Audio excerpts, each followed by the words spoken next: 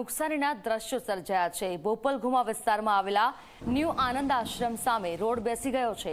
ભારે વાહન અહીંથી પસાર થાય તો સર્જાઈ શકે છે દુર્ઘટના। આ મામલે ઝી 24 કલાકે મહાનગરપાલિકામાં ઓનલાઈન ફરિયાદ કરી છે। ટોલ ફ્રી નંબર 155303 પર કોલ કરી રોડને કોર્ડન કરવા અપીલ કરવામાં આવી છે। સામાન્ય વરસાદમાં બોપલ ઘુમાના રસ્તાઓની આ હાલત થતા તંત્રની પોલ ખુલી ગઈ છે। જો કે તંત્ર દ્વારા ફરિયાદ કરવા પછી પણ ક્યારે અહીં કામગીરી કરવામાં આવશે તે એક સૌથી મોટો સવાલ છે। અમદાવાદ શહેરમાં માત્ર વરસાદ પડવાની રાહ જોવી પડે, પરંતુ ત્યારબાદ સમસ્યાઓનો જે સિલસિલો છે એ શરૂ થઈ જતો હોય છે। અમદાવાદના બોપલ ઘુમા વિસ્તારમાં અત્યારે હું ઉપસ્થિત છું અને અહીં ન્યૂ આનંદ આશ્રમ આગળ રોડ બેસી ગયાની ઘટના બની છે। આપ જુઓ કે અહીંથી કોઈ પણ વાહન ચાલક જો કદાચ પસાર થાય તો તેમને મોટી મુશ્કેલીનો સામનો કરવો પડે તે પ્રકારની સ્થિતિ અહીં જોવા મળી રહી છે। જો કે કોઈક નાગરિકે અહીં ઝાડની જે ડાખડી છે તે પણ નાખી છે કે જેથી વાહન ચાલકો જો કદાચ અહીંથી પસાર થાય તો એઓ સાવચેતીના પગલાં લે તે પ્રકારની વ્યવસ્થા કોઈએ કરી છે। પરંતુ આ કામગીરી ક્યાંક અમદાવાદ મહાનગરપાલિકાએ કરવી જોઈતી હતી, જે નથી કરવામાં આવી। જો કે તેમને જાણ પણ કરવામાં આવશે। ઝી 24 કલાક પોતાની ફરજથી નહીં ચૂકે એટલા માટે જ હવે તેમને જાણ પણ કરવામાં આવશે, જેથી તેઓ કોઈ તાત્કાલિક પગલાં લે અને જે નાગરિકોને કોઈ મુશ્કેલી ન પડે તે પ્રકારની વ્યવસ્થાનું આયોજન અમદાવાદ મહાનગરપાલિકા કરે તે પ્રકારનો પ્રયત્ન પણ આપણે કરીશું। કોર્પોરેશનની ફરિયાદ નિવારણ સેવામાં આપનું સ્વાગત છે।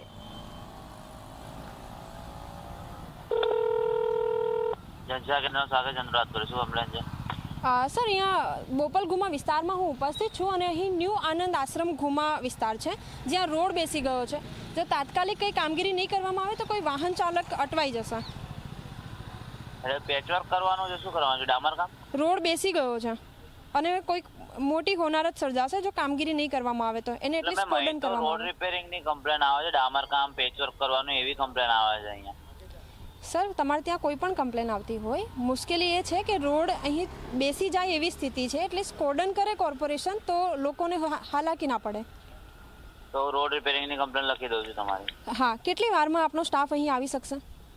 મેમ, એ તો વોર્ડ ઓફિસ દ્વારા કાર્યવાહી કરવામાં આવશે। આ તો કોલ સેન્ટર છે ફરિયાદ લખવા માટેનો। તમારી ફરિયાદ લખીને તમારા વોર્ડમાં ટ્રાન્સફર કરી દઉં છું। કયું વોર્ડ લાગે છે? બોપલ ઘુમા। બોપલ ઘુમા? એ તો કોઈ વોર્ડ નથી, થલતેજ લાગે છે? હા, કદાચ થલતેજ લાગશે। એડ્રેસ બોલો પૂરું। ન્યૂ આનંદ આશ્રમ ઘુમા। ચાવ રાખજો।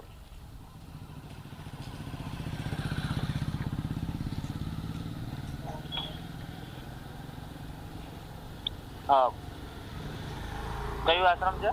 ન્યૂ આનંદ આશ્રમ। ન્યૂ આનંદ આશ્રમ પછી નિયર બાય લેન્ડમાર્ક આરોગ્ય કેન્દ્રની નજીક।